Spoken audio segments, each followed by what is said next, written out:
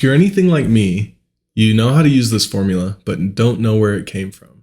So let's go ahead and do the derivation, see where this is coming from, and hopefully that gives you better intuition for doing integration by parts.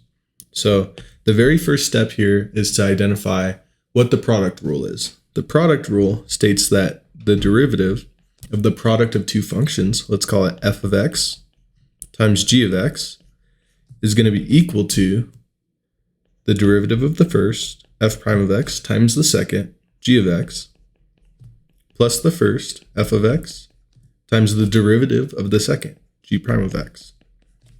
Now, what we do from here is really interesting.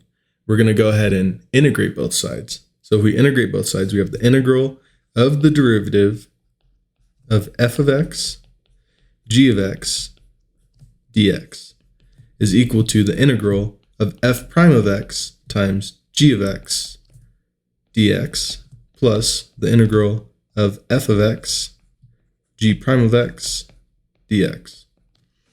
Now this is nice, but still not close to the formula we're looking for.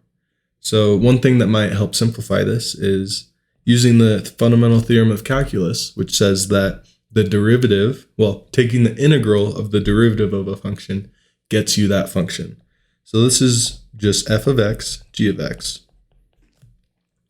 is equal to the integral f prime of x, g of x, dx plus the integral f of x, g prime of x, dx. So now what we can do here is subtract over f prime of x, g of x, dx from both sides.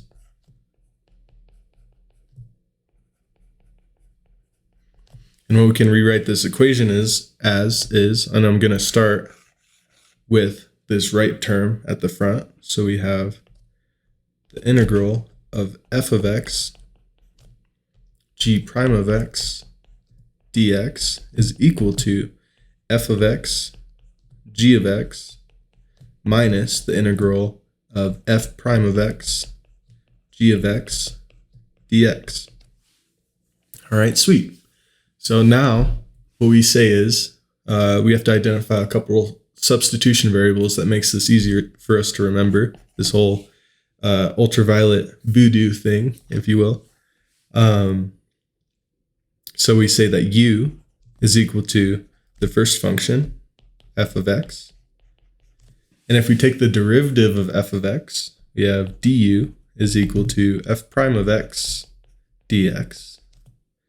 And then we have dv is everything that remains over here.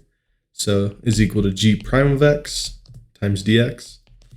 And instead of differentiating dv, we'll integrate dv, and that gets us v. So v is equal to g of x. Sweet.